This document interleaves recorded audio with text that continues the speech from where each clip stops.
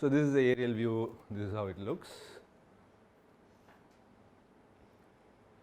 Okay, so the second one I want to talk about is the type, is the level or scale of measurement that describes the nature of the information within the numbers. Okay, so what are, it refers to the interpretation of the item in terms of scales of measurements.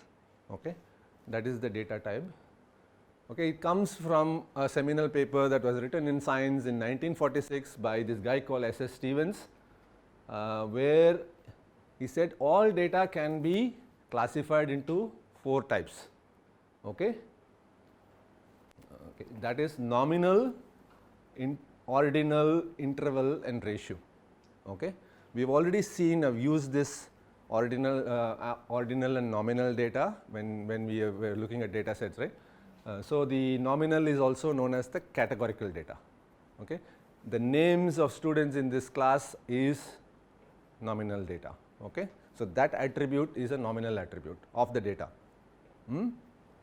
Ordinal is that there is some order to it. We will see what interval and ratio are.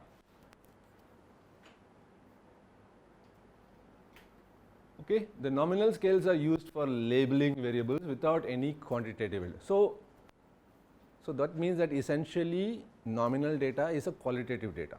Okay, it is not a quantitative data. Okay. Of course, at best what you can do is you can only count them. Okay, you can say that, for example, in these names, you can count how many of your names start with S, how many of this starts with G or a D or something like that. It is possible that there are 2 students or 3 students with the same name, for example, right, and so on, right. So beyond that you can do it, which is what the parliamentary speech thing did, right. It is a qualitative data of a random bunch of words. What is the best that you can do? You can only count frequency. Okay, frequency occurrence of some words and then make some meaning out of it. Okay. So examples include gender, nationality, ethnicity, language, a genre, right, like a genre of movies, horror, comedy, action, thriller, etc., right.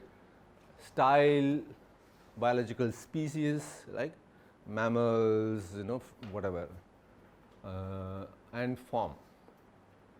Form is like triangle, rectangle, circle. These are different shapes, right.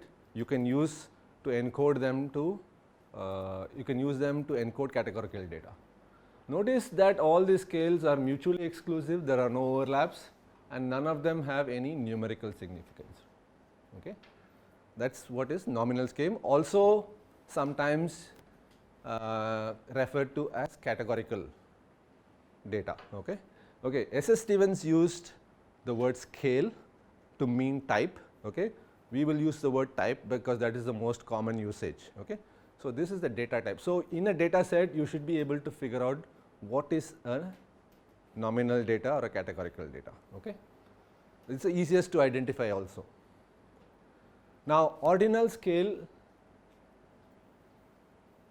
order of values is what is important and significant, but the differences between each one is not known. You know the order, you know which is the first, which is the second, which is the third, but you do not know by how much second is compared to first. So there is an order, but you do not know the interval between the items. So examples include sick versus healthy when measuring the health in a spectrum of to a spectrum of values such as very happy, okay, very happy, happy, okay, unhappy in measuring satisfaction levels, right. So there is a lot of surveys that you do, right. These are all qualitative measurements of how somebody feels, right, and they seem to be giving numerical responses to it. Say for example, you can rate your experience from 1 to 5 or 1 to 10, right, with 1 being the poorest and then 10 being the best. Okay. It looks like you are giving some quantitative data to it, but actually what you are doing is a qualitative data, right. But then it is ordered and therefore you will be able to figure something out. Okay. They are not completely disconnected from each other. There is a relationship between them only in terms of how they are ordered. Okay.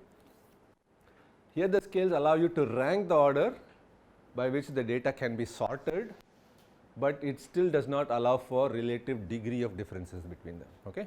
For example, the difference between okay and unhappy is the difference between okay and unhappy same as the difference between very happy and happy? Okay? We do not know. Okay?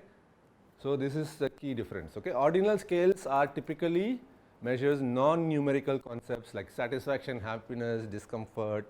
Okay? When you go to a doctor, dentist for example, he will give you a pain scale measurement, right? He will say that on a scale of 1 to 10, how do you think, with 1 being that no pain and 10 being like I'm going to die, right?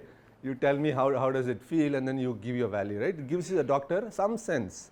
Okay? It's not a very precise sense, because what you think to be unbearable could be okay for somebody else, right?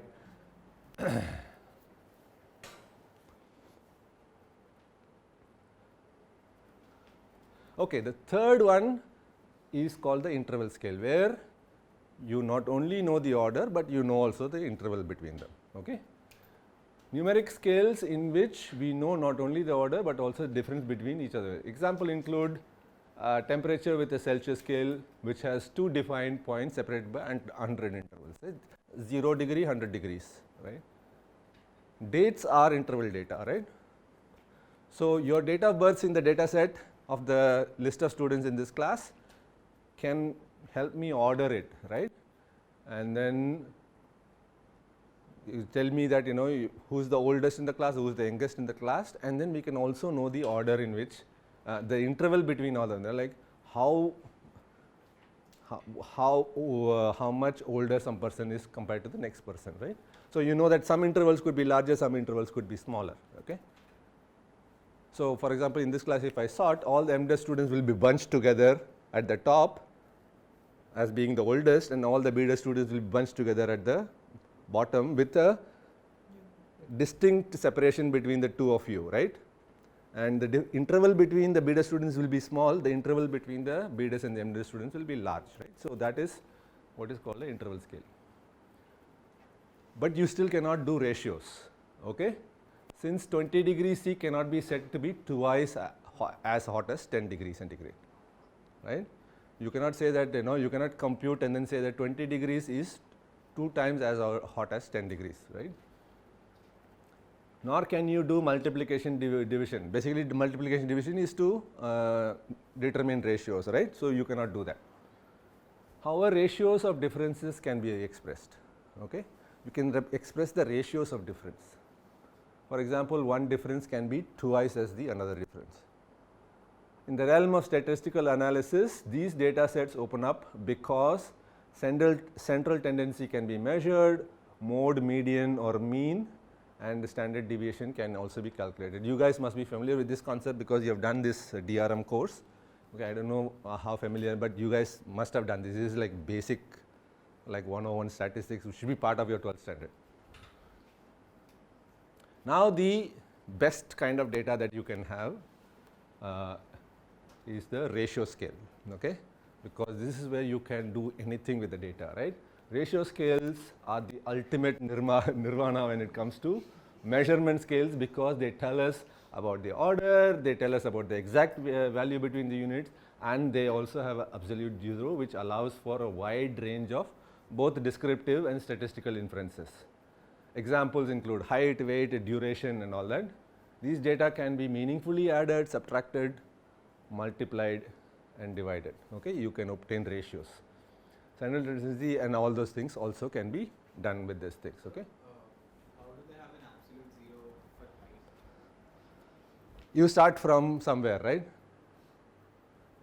Say, say for example, you define what is the ground level, right? So, altitudes, right, in geographical data is measured against sea level, right? So, the sea level is the absolute zero as far as heights are concerned. Okay? Similarly, with geographical locations also, there is some kind of a true north, right, from which the latitude and longitudes are positioned, right. So, there is a reference point. With the dates, there is no reference point, right. You do not know where you start, but of course, with coding and all that, there is some kind of a reference point that they use, right, in computing those kinds of things.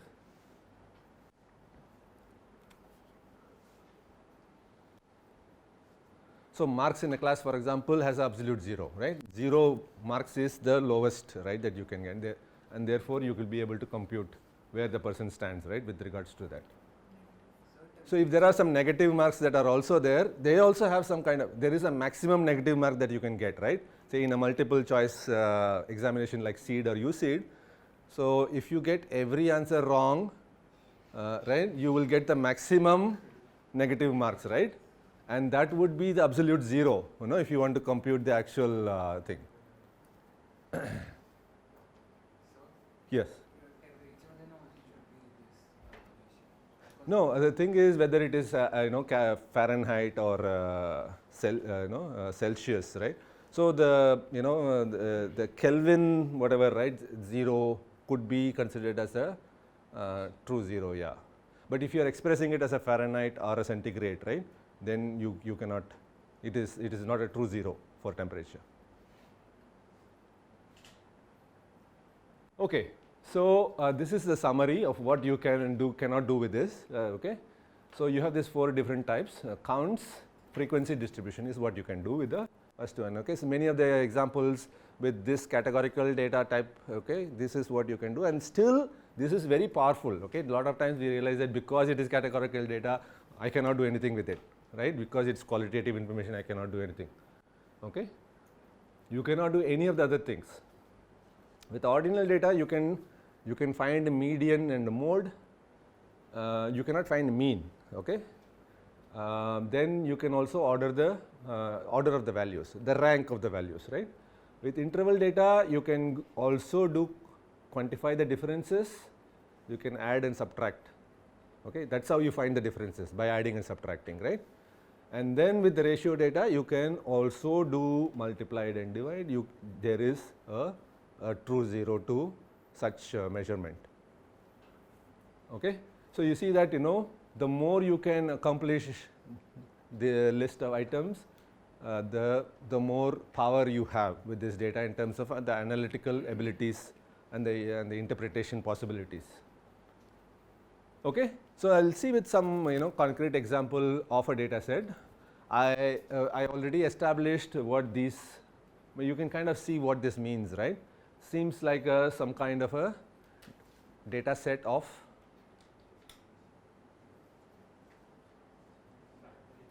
some kind of some delivery thing, right? Say Amazon or a Flipkart would have something like this. So you have a order ID, order date, order priority, the container that it will be shipped in, and then the product base margin is some kind of a company, how much the company earns in terms of the actual value versus the thing, and then the shipping date and so on. Okay. Now the rows are what are the rows called? Items. Okay. These are called items, and the columns are called attributes, right? Sometimes they are also referred to as variables. Okay. So if you come across the word variable, don't be confused about it. What variables or attributes mean the same thing. Okay. Now let us identify these data types in this data set. Okay. Now most of the time, for the convenience, right, and in general, you know, data science, right, people tend to club both the interval data and ratio together, and they call it as quantitative data. Okay. Now in other words, no, they also sometimes club these two and call it as qualitative data. Okay. So if you come across these terms as qualitative data, quantitative data, courses in qualitative data, courses in quantitative data, it is about this. What is the type of data they are dealing with? Okay. Anything that is purely nominal and ordinal are called qualitative data. Okay. Anything that is interval and ratio is called as a quantitative data. Okay. But we will still maintain the difference between nominal and ordinal for our courses purposes, because I think the difference is significant for us. Okay. Okay, some examples. We have seen this already.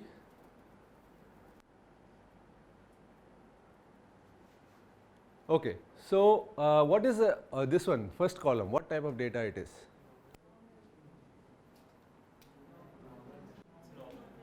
Nominal. It seems that, you know, you can also find some order in it.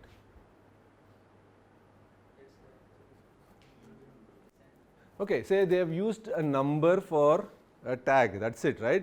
Just because it is expressed in numbers, it does not make it a quantitative data. Okay, you have to remember that. I can assign some numbers. Your roll numbers are actually nominal data, right? Although it appears like some kind of a thing that you can do with, you can do some computations with it. You cannot do with it, right? Just as a name, now your roll number is also nominal. Okay, so it's just an ID, which is why you will see that they are repeated. Okay, 32, for example, appears in 4 rows, right? Because these are different items as part of the same order. Okay, one person has ordered 4 items, right? They all carry the same ID. Okay, so in a way it can tell you, right? You can do some quantitative reasoning with it, right? For example, like what is your average order size? Okay, so if you look at a much broader section of this data set, you will notice that typically our order is made up of 3 items. Okay, something that you can find out, right? But you cannot do much. That is basically frequency counting. You are just counting and then arriving at some insight. Okay, what is this? These two, this is ordinal, right? Because they have an order, you can rank them, okay, but the differences are unknown. Okay, you cannot say that a small pack, 2 small packs will make a medium pack, a medium box is equivalent to medium box, okay, or the difference between a small pack and a medium box is equal to a medium box and a big box. That also we cannot tell. Okay, so the sizes are unknown. It is just an order we know. We know that what is the smallest package and what is the largest package and what are all the sizes that are available in between to us, right? And similarly the priority, right? It is just something is super high priority, something is low priority, and in between values. Okay, what about these? Okay, some of them are interval, some of them are ratio. Can you tell me which is interval, which is? Dates are interval. The product base margin is purely a ratio. Okay, it is pure numerical. Okay, it can go to negative, it can go to positive also. There could be losses in the profit. I mean, basically losses means that negative profit, right? Or they know there could be profit. You can figure out something with it. Okay, so this is how they make some business decisions. This is how they will follow this column for announcing deals, for example, right? And then encouraging people to purchase. If more people are buying, they can increase this product base margin so that they know that there is already any demand. Something is not selling well, they can reduce it, right? All these things, all these important decisions can be made with doing the ratios. Okay, so nominal, ordinal, and these are quantitative. Okay, so let's look at some examples and then identify what are the types here. Okay, what kind of data that you find here? Which is there a nominal data here?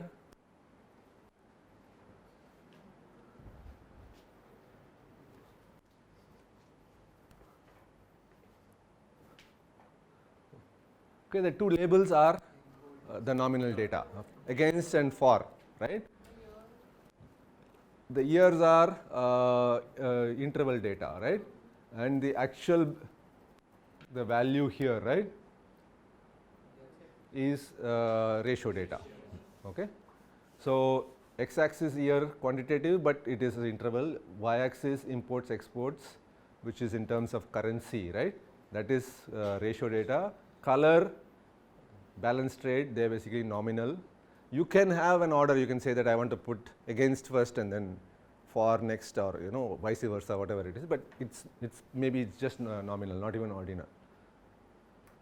Okay, so this is oil price predictor during a certain period between 12 and 16. So can you tell me what types of data you can see here? So you have quantitative data on the y-axis, you have interval data on the x-axis, you have nominal data of these 3 different forecasters, right? The GS forecast, Bloomberg, and futures are forecasters, which are, so this is where we are at currently, right? This is the historical data, and this is the prediction by these companies or agents which are saying that by 15 the barrel of oil will end up here and it will follow this kind of a trend. Okay. Now you can see the color coding also, right? It is because it is nominal, they have given 3 different colors. If there is some kind of a meaningful association with it, they will be matched, but if not, assign some random colors. And they have also distinguished between historical data and predicted data, right, by solid line versus dotted line. Okay. Okay, so this is a tree diagram of player performance in ODI. ODI is for one day internationals, right? How different players have performed against various countries. Now this is Indian players, in ODI.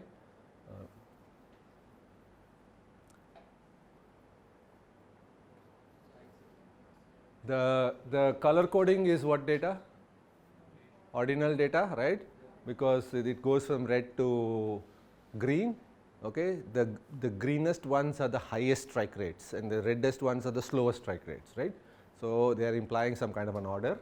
The size of the boxes are quantitative, right? Okay, yeah, you can also, yeah, there is, yeah, it is, they have, so they have computed the differences, right, of the interval. Okay, so they've noticed that they've gone with a kind of a bucketed gradient rather than a smooth gradient. So 20 and below in one color, between 20 and 50 is probably another color, and so on. Okay, and the size of this thing, right? So quantitative, rectangular position, ascending order, ordinal, color value, strike rate, which is also quantitative. Okay, so these 3 examples kind of tell you that there should be a very conscious attempt at matching the data type with the visual attributes. Okay, so why is it necessary that we do this? Because in order to visualize data sets have to be mapped to visual attributes, and this process is called encoding. Okay, so again, I am kind of introducing terms to you, like item attributes, data points, data sets, right, visual encoding, and then the 3 names for the data types that we use, because I want you to use the correct terms, right? Otherwise, if you use generally any kind of a term, it becomes very, so we are all on the same page, right, because we know the subject, and it also shows professional competency when you do that outside. Okay, so people know that you know what you're talking about. Okay, and you're not just generally, saying things, the first thing that comes to your mind. So any encoding, what there is basically a process of encoding and decoding, right? We all do that every day, right? What I am doing actively right in front of you is that the thoughts that are forming in my mind, whatever I want to say, I am encoding into a speech pattern, right? And then I am kind of saying it, and you are actively decoding it because we share a common knowledge of the language that we use, which is English, right? So I am able to encode information in my voice as sound bites, which you are able to decode because of this shared knowledge that we have, right? So there is an active encoding and decoding right now happening, right? And that is exactly what you are doing. Suppose if I say something in Tamil, if I stop talking in English and then start speaking in Tamil, right, nobody will understand this, right? Maybe Janvi will be able to understand it, but nobody else, I think, right? That's because I'm encoding, right, but you are not decoding, right, because we do not have a shared language understanding, right? So this is very important. We need, so we are kind of creating, there is some already shared understanding of visual attributes, right? Use those things, and then if not, make it easy for people to decode, right? So our job as data visualization designer is how do you enable people to decode whatever you are encoding in the easiest manner possible with the least amount of errors while doing that. That means that mistakes and misinterpretation that they can, and then the fastest way that they can do that. Okay. Understanding data types helps us to determine which visual attributes represent which most effectively. Okay, we will come to that. If you remember, Asagaya showed a kind of a chart at the end talking about this visual attributes and how effective they are, right. There are empirical works that have happened in the field which have been able to pinpoint the effectiveness of visual attributes. Okay. So, that is very useful to know, and so that you can choose the most important insights that you want. You use the attributes, visual attributes, encode them into visual attributes that are the best or the most effective for people to understand. Classification of data with implications on the mathematical operations we can perform on them and how to structure them. I have seen visualizations which have taken an ordinal data and done some ratios with it, okay, which is something that you cannot do, right, and that's how that is not how ordinal data can be operated upon. Okay. So, this is essential so that you don't do these very basic mistakes. Good data models result in good mental models. This is very important. You have read about mental models in your other courses, right.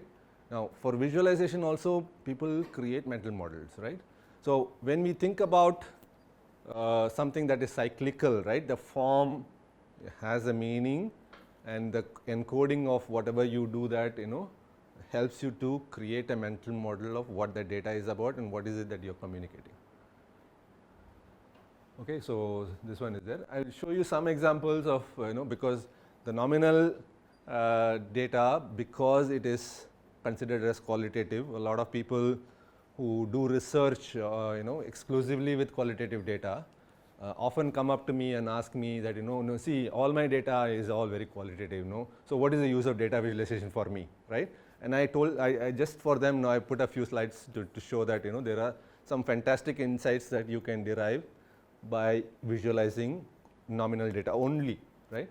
Now, this is the distribution of English letters towards the beginning, middle and end of words, right? So, this is a corpus of all English letters, maybe take a dictionary or something like that, the most comprehensive dictionary you can find, and then figure out like how the words are distributed in words, all available words, right? So, for example, A appears more frequently in the beginning and then almost never at the end, right. So, you can see the shape of the occurrence of A in all letters in the English language, right. Now, so different words, different letters have different occurrence patterns, as you can see, right. Some of them are the middle, U is the classic middle letter, right, and there is these are the ones that occur towards the end of it. Some of them have a more flatter curve and so on.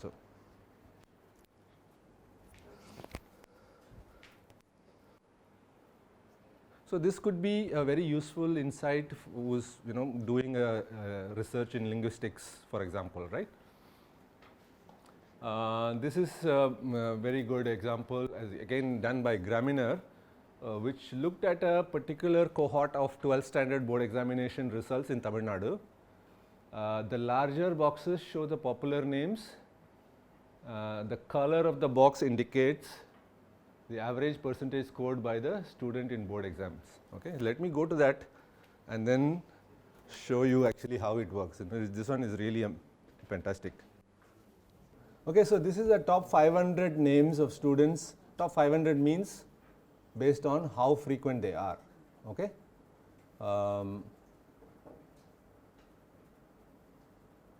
Okay, so the most occurring name among the top 500 is Kumar. Okay, about 66% of the students among the top 500 have their names as either Kumar or some Kumar. Okay, it's a very popular name in Tamil Nadu, by the way, right? And if you look at the color that's encoded, it has an ordinal data, which is the not 66. I'm sorry. This is the marks. Yeah, this is the marks. The size tells you how many are there. Okay, so we do not know because it's impossible to compare the sizes and know exactly. This box means how many hundreds, right? Out of the 5,000, we do not know, but at least we know the order now. Okay, so this is 66. Okay, kind of like average. So look at some of the highest performing students. Aarti, Akshaya, Pooja, Madhumita, Shweta, Ashwin, Akshaya, Shyam. Almost all of them are girls. Okay, Shah.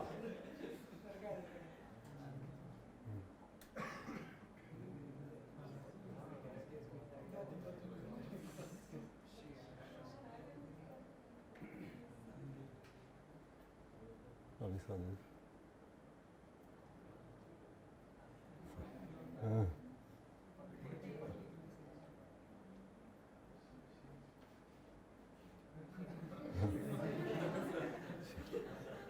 Okay.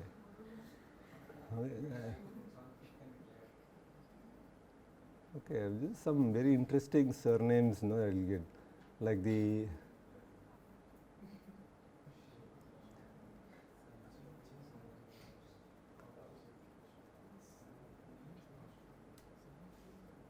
okay, so these are the highest performing, right? I'm not able to pinpoint some of these minority communities which do really well in Tamil Nadu, right? The Agarwals and Patels, for example, right? They are very small minority, and then Jain, for example, right? The Jains, the Agarwals and the Patels, right? They all, sorry? This is the amount, the size of the tile represent the Number of names within the top 500 names. So they've taken the top 500 most occurring names, and then the size represent what proportion of that name is among these 500, 5,000.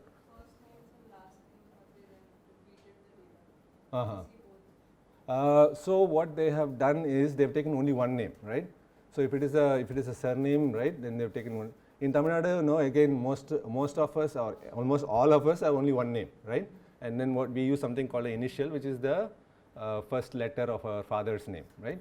And therefore it's a single name usually, and then it's usually the outsiders, right? The North Indians especially will have this two-name thing.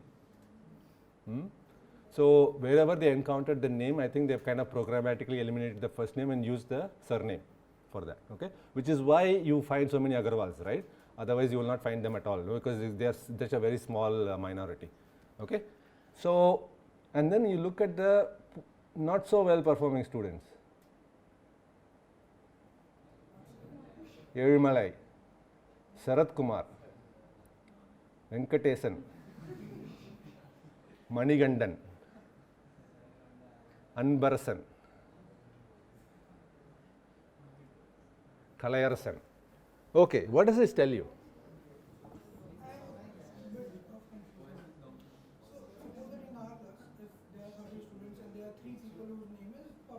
So we are going to make a big tile of Pawan's name. So, and if we have to, put the rank, the number of percentage they are getting in the 12.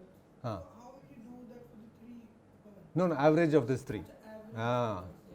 So what is the average marks that Pawans have got? Okay.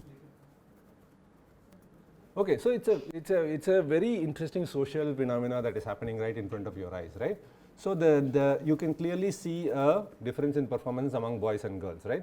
All the poor performing students happen to be boys, all the well performing students happen to be girls, okay? And that is the case, okay, in 12th standard.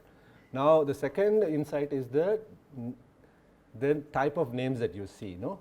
You see a lot of modern names, they are likely to be city students, and then they're probably from middle or upper middle class, slightly affluent, better. So you in traditional Tamil names, right, you do not have Shah at all, okay? So you see in almost every name that I pointed initially, right, they were all had the Shahs in them, right? The Shweta and then Sharanya and then all those kinds of, these are not common names. These are names that came into popularity in the last 15-20 years, right? And therefore likely to be from parents who are themselves educated, who are more cosmopolitan in nature and are affluent enough to put their kids, and mostly they are likely to be in the cities, right? While the Elumalais and the Anbarasans and the Manigandans are the more rural type of names, right? They are more traditional Tamil names, and they are likely to come from smaller towns or probably villages, right? And therefore There is a very distinct class divide that actually is reflected in the name, no. So I think, no, I mean, if you just look at more data, then it's very interesting. So even Darini and all are not at all common name, right? It is a very modern name, right? I mean, you cannot place a person by such names, right? A Shweta can come from any state in India, right? But a Manigandan can come only from Tamil Nadu, right? So this is, tells you something about who you are. Now, one would think that, okay, I have this data, just the names only, what can I do with it? Of course, they have used the quantitative data of marks also to come to this very interesting, cross-referenced insight. But just by frequency counting and then linking them to the performance in the 12th standard marks, you are able to find. Now, nobody is making any claim out of this, right? Just the fact that it is out there, and then you can explore, and makes you think. Okay, not everybody will come with the conclusions that I have come up with. Okay, because you may not be familiar with the local society of Tamil Nadu, right? But if you are familiar with what is happening in the city, right? I have seen kids' names change, right? How from being so even the Venkatesh is slightly modern, but Venkatesan is the more traditional one, right? My name is Venkatesh because my parents were educated, and maybe included that Shah, right? It adds a little bit of sophistication into the name, right? And it tells you that you are not like the rest or whatever it is, right? So there are some very interesting studies even with the way that names are spelt, right, in developed countries. For example, Stephen versus Stephen, right? How you spell it. Basically, the pronunciation is the same, Stephen, right? So Stephen usually indicates a family which is more educated and more affluent. Then a kid who is named as Steven. Okay, so there is a kind of a laziness to the whole naming thing, right? And then Stephen, anything is okay, right? You Stephen, and then whoever the register or something like that register the name, writes it, and so on. So yeah, I mean, Jane is here, right?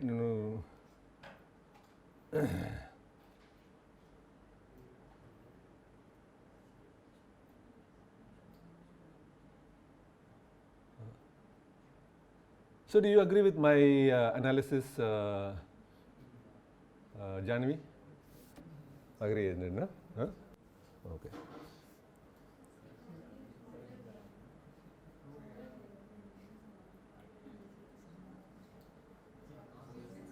So Munusami, for example, right? It's a 100% rural name. Okay, nobody even living in a city would dare to name their kid Munusami. Okay, because it's the name of a god, and usually people have these family deities and all, right? And so it's, I mean, they kind of vow even before the baby is born that if the baby is born well and healthy and all that, name the kid after the Lord, and they will name it like this, right?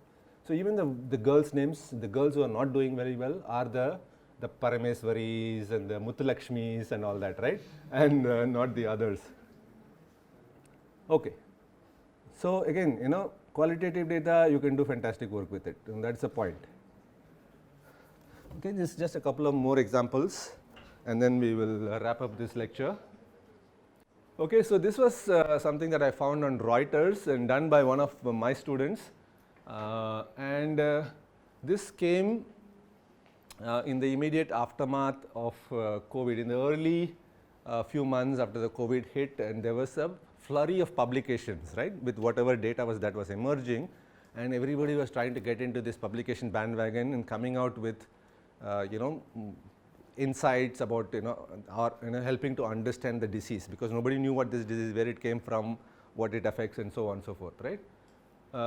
So there is something called this pre-publication, right? Now you don't have to get it published in a peer-reviewed journal, you can just put it out there, okay? And because the need of the hour was urgency rather than a very deliberate and elongated review process that actually confirms everything and makes sure that this is of a publishing quality, everybody took this pre-publication route, right? And you notice the number of papers that appeared, and the yellow ones are all published were not reviewed, and then many of them also ended up being withdrawn because they used falsified data or wrong data or something like that, leading to wrong conclusions, right, and so on. So again, by just looking at See, these are the front pages of all the papers, and then just give you a snapshot of how many. So there, I mean, there is number attached to it, but that is not the idea of this visualization. The idea is to show that predominantly a lot of them were not peer reviewed, right? In science, when something is not peer reviewed, it is suspicious, right? And you cannot rely on it. And the second thing is the sheer amount of papers that got withdrawn also tells you something, that this is all rushed to publication. Everybody is trying to be the first person to use a data and then come up with something. Now this is a very interesting visualization that came out in New York Times. There was this guy called Robert Mueller, who actually investigated as a special counsel some of Trump's earlier crimes, and he published a report. And because of the sensitive nature of people involved and the methods of investigation, etc., they have this thing called the redaction, right? So they redact portions that are sensitive or which compromise the privacy of people, etc., or those kinds of details are not yet to be revealed, and therefore it is kept because it is an ongoing investigation or something like that, right? So there was 2 volumes to the report, and you can clearly see how much of that was redacted, right? So these are just screenshot of the entire report. So that is the entirety of the report, and then it shows the black portions show how much of it is not available to you, right? The second volume is not so much, right? It is lot more is available for you, but the first one is heavily redacted. Okay, I think that is the end of it. So I'm going to stop here. That concludes the lecture on data.